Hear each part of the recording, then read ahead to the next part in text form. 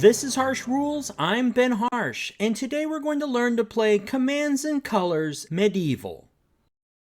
Commands and Colors Medieval was released in 2019 by GMT Games and designed by Richard Borg. This game supports 2 players and takes about an hour per scenario to play.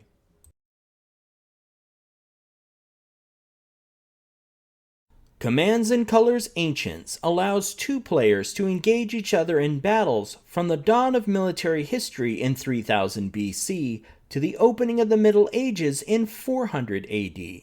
Commands and Colors Medieval follows the Ancients series, running from 530 AD to 1291 AD.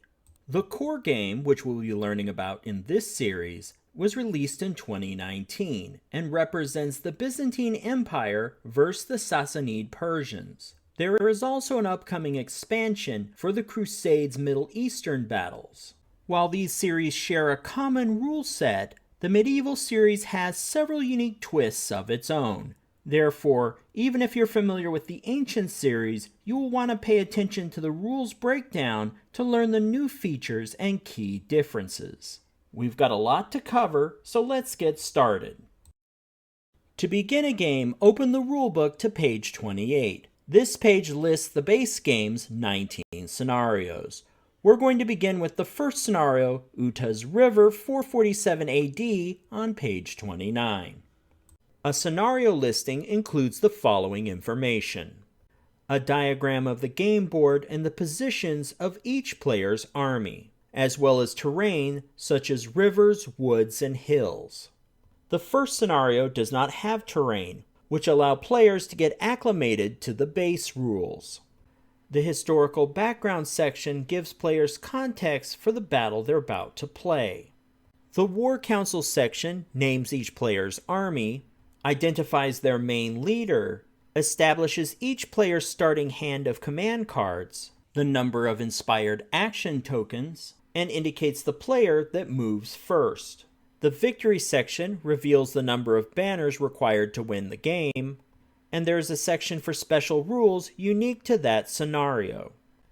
Now that we understand the layout for a scenario, let's set up our first game.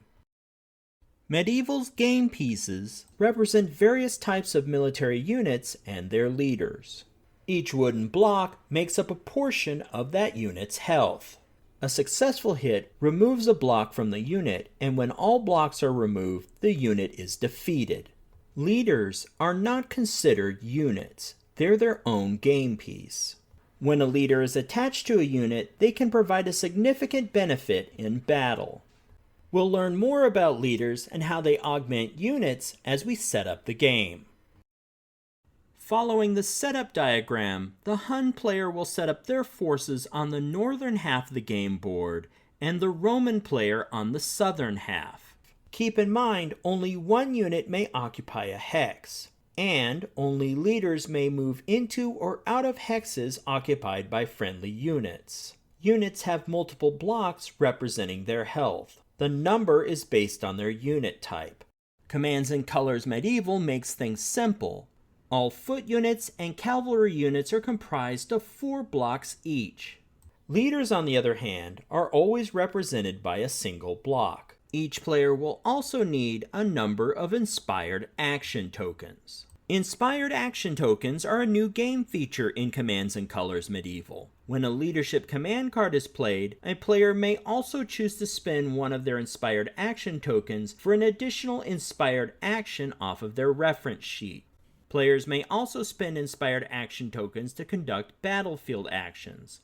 Battlefield actions can be called upon by a player during their turn or their opponent's turn. Battlefield actions are not tied to the play of a leadership command card. A player just needs to play one Inspired Action Token to have one.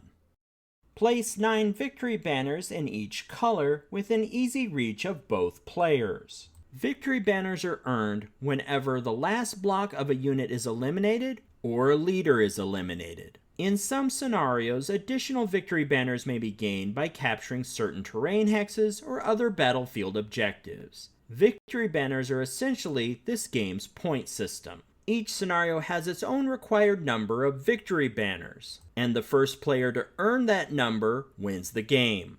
Finally, thoroughly shuffle the command card deck and deal each player the number of command cards allotted by the scenario. These cards become the player's starting hand. Then, make sure the game's battle dice are near the game board, as well as any reference cards you might need, and you're ready to begin playing the game. Now, let's learn more about the sequence of play.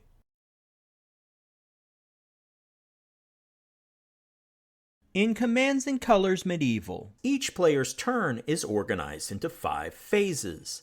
In Phase 1, the player selects and plays a command card from their hand. Then, in Phase 2, following the command card's instructions, the player identifies their units that will receive these orders. An ordered unit may move and potentially conduct combat. After that, in Phase 3, the player may move any or none of their ordered units. Be aware though, once this phase ends, the player may not move units again during this turn. In Phase 4, the player then declares which of their ordered units will, if they're able to, conduct combat, and then resolves all those combat instances. And finally, in Phase 5, the player discards their used command card and draws another one from their deck. If the draw deck runs out of cards, shuffle the discards to form a new draw deck. This will end the first player's turn, then the second player takes their turn following these 5 phases, and so on. Players continue to take turns until one of them meets the victory conditions of the scenario and wins the game. Next, let's walk through each of these phases in greater detail.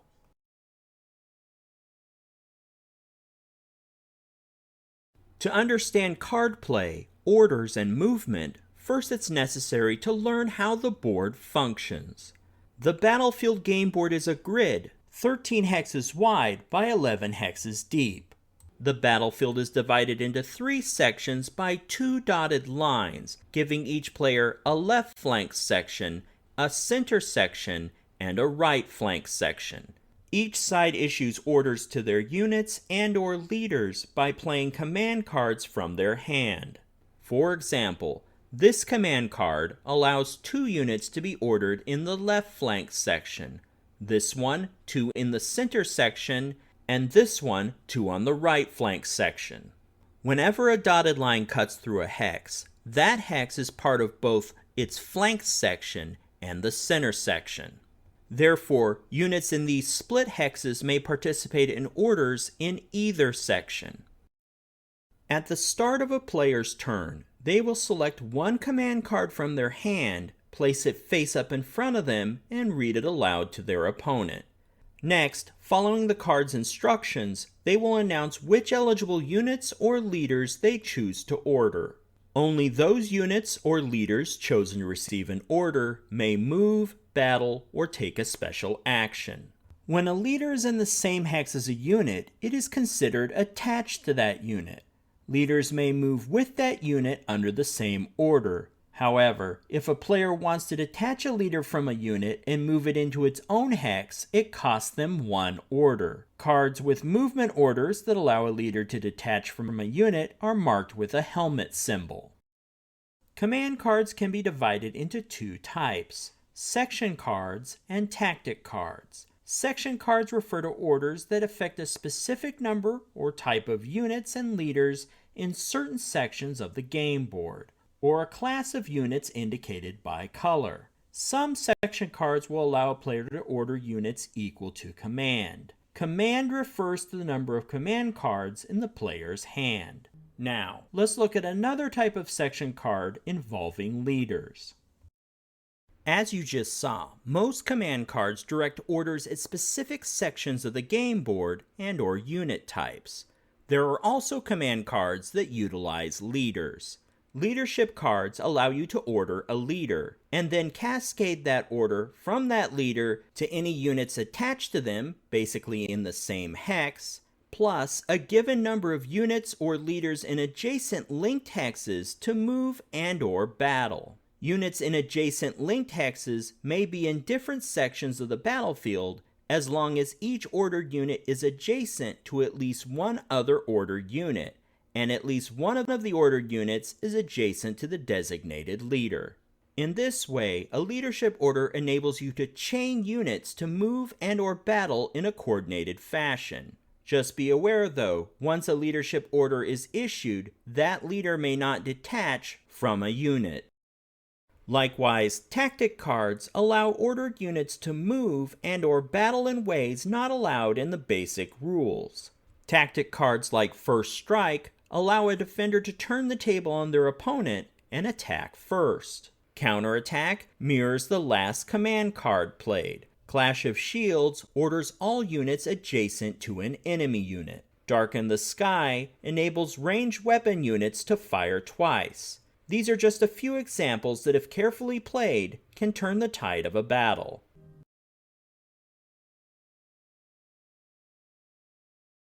In this phase, players may take the units and leaders they issued orders to and move them. Unit movements are made sequentially. One ordered unit moves at a time, in the sequence of the player's choice. The player must complete one unit's movement before beginning another. In addition, the player must complete all unit movements before proceeding to battle. A unit class's color is a visual indicator of its maximum movement range. Light class foot units, represented by a green circle, typically have a movement range of 2 hex spaces. Mounted light units 4 hex spaces.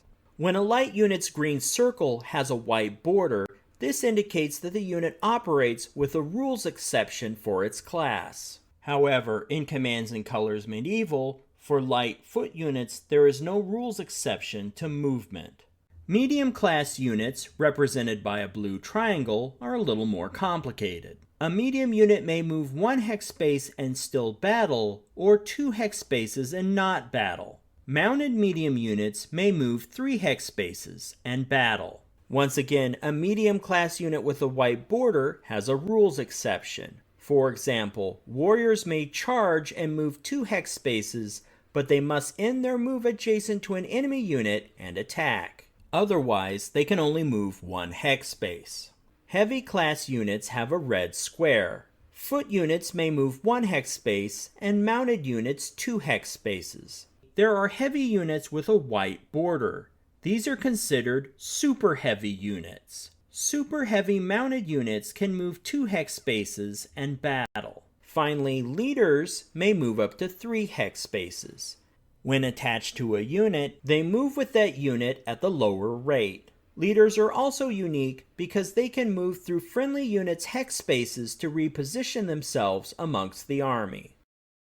Another key factor in movement is the ability to conduct combat afterwards. Most units can take full advantage of their movement range. However, there are some restrictions, like light auxilia and medium warriors. I've created this diagram to illustrate each unit and leader's range and combat eligibility. Also remember that leaders are individuals, not units. They cannot participate in combat unless they're attached to a unit. We'll discuss leaders more in the combat phase.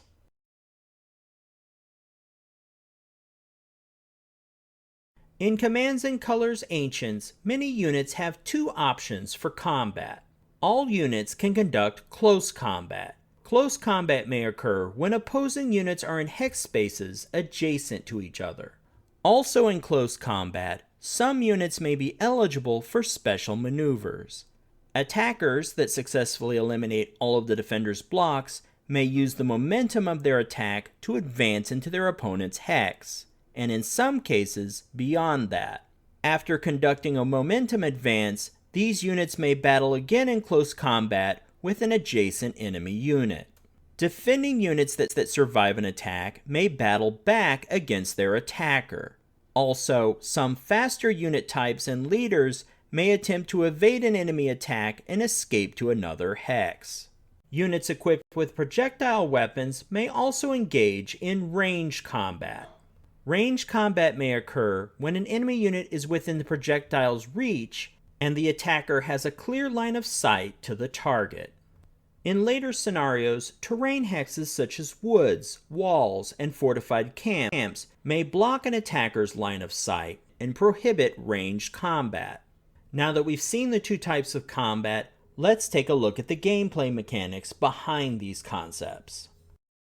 All battles are resolved with custom 6-sided dice. Each side of these battle dice depict a colored symbol that indicate a specific outcome to the conflict. Symbols are interpreted in different ways depending on whether the battle is ranged or close combat. Regardless of the battle type, if a player rolls the colored symbol of the enemy unit, they score a hit and a block is removed. If a unit is skilled in close combat, then the crossed sword symbol will score a hit on the enemy unit regardless of color type. However, even when engaged in close combat, not all units are adept at this fighting style. Be sure to check the reference chart included with the game to see which units have this skill. Obviously, close combat doesn't occur in ranged combat battles. If this die result is thrown in ranged combat, it is considered to be a miss. Next, if a leader is attached to a unit, this enables the unit to score a hit on an enemy unit when the leader symbol is thrown. Attaching leaders to units can increase a player's success odds in combat. Leader attachment bonuses do not apply in ranged combat battles. Finally, if a flag die result is rolled, the enemy unit may retreat. Unit type and terrain conditions may impact this outcome. If successful, a unit will retreat a number of hexes back toward their side of the board based on their unit type. Commands and Colors Medieval has some additional rules for sword hits, superior armor class, and stature. With superior armor class, a unit with a higher armor class will ignore one sword hit from a lower armor class. This rule spans both foot and mounted units. With stature, a mounted unit ignores one sword hit when attacked by infantry. Be aware though, these two rules are managed separately. Foot units with a higher armor class receive a bonus versus cavalry, and cavalry units versus infantry would receive a stature bonus. Now, let's talk about the game mechanics behind close combat. The close combat procedure is 8 short steps. In step 1, the player announces close combat. To be eligible for close combat, the active player must either maneuver their ordered units adjacent to an enemy unit's hex, or have ordered units that are already adjacent to them. The key word here is ordered. Units may already be adjacent to an enemy unit, but without an order from a command card, they cannot engage in combat. Another key note, if a unit is adjacent to an enemy unit, they cannot use ranged combat against that unit or another enemy unit farther away. Once in close proximity to an enemy, they're focused on that enemy and are poised for close combat. Therefore, to use ranged combat, a unit must be clear of adjacent enemy units on all hex sides.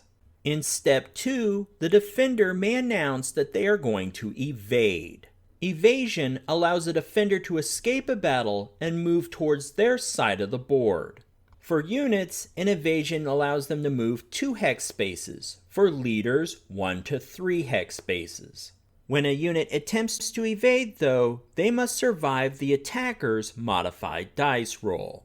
In that dice roll, they can only be hit if their unit color is rolled. Not all units are allowed to evade. Eligibility is as follows. Light cavalry and light bow may always evade. Medium cavalry versus all foot and heavy mounted units may evade, and heavy cavalry and super heavy cavalry versus all foot units may evade.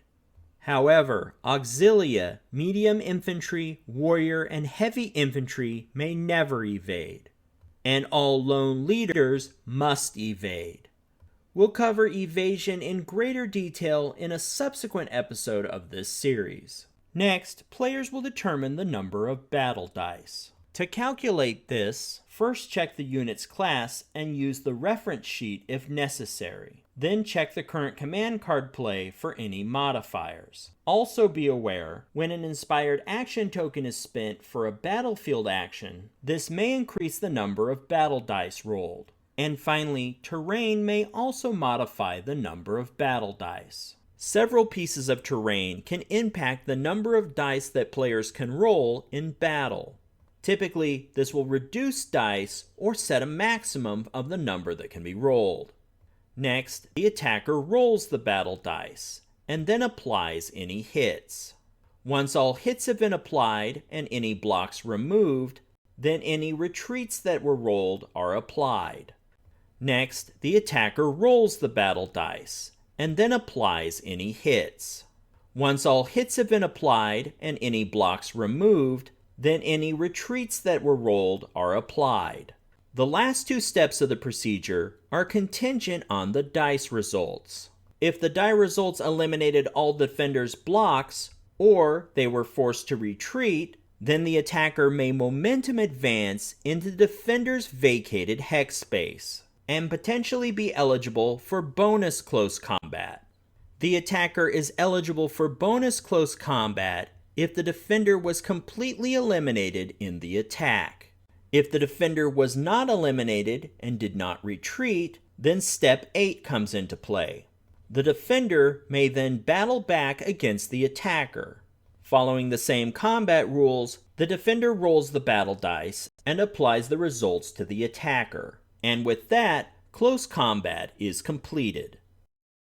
A unit with projectile weapons battling an enemy unit more than one hex away is said to be conducting range combat, also known as firing at a targeted enemy. Range combat may not be used against an adjacent enemy unit. Also, as we discussed before, a unit with range combat capabilities may not fire on another more distant enemy unit if an enemy unit is adjacent to them. If that unit chooses to battle, they must resolve close combat with the adjacent enemy unit. Much like close combat, range combat follows a procedure of 7 steps. In the first step, the attacking player announces the firing unit and the enemy unit it wishes to target. Next, players verify that the target is within range. When counting the range in hexes, include the targeted unit's hex, but not the firing unit's hex. Then, players check for line of sight. The attacking unit must be able to see the enemy unit it wants to fire at. This is known as having line of sight. Line of sight is verified by drawing a line from the center of the hex containing the firing unit to the center of the hex containing the targeted unit. Line of sight is blocked only if a hex or part of a hex between the battling unit and the target hex contains an obstruction. Obstructions include other units or leaders, regardless if it's a friend or foe, as well as the terrain types shown on the screen. After that, players will determine if the terrain reduces the number of battle dice rolled. The terrain shown on the screen either reduce battle dice or set a maximum for the number of dice that can be rolled. Terrain descriptions in the rulebook will give more specifics around this. The attacker will resolve the battle by rolling the required battle dice. The number of dice to be rolled depends on whether or not the unit held its position, or in other words, it did not move before firing. Typically, if the unit did not move prior to firing, it may use 2 dice in range combat. If it moved, it may only use 1 die. Once the die are rolled, score any hits on enemy units. For each hit scored, 1 block is removed from the target unit. When the last block in the opponent's unit is removed, the player collects a victory banner block. One final note. Medium cavalry, heavy, and super heavy cataphract cavalry are not always armed with bows. Cavalry units designated as capable of range fire will be detailed in the scenario special rules and by unit block letters on the scenario map. Use the provided bow markers to keep track of this in the game. After completing all movement, battles, and retreats, the active player discards their command card and draws another card from the deck. If the draw deck runs out of cards, shuffle the discards to form a new draw deck. And now, their opponent gets to go through their turn. Following the same process as before, players will continue to alternate back and forth until the scenario's victory conditions are met. And with everything we've covered in this episode, you should be ready to play the first scenario on your own. Once you've played through a game or two and feel confident you're ready for more, check back for our upcoming video for the core advanced rules. Check back for upcoming videos that cover advanced rules for this game.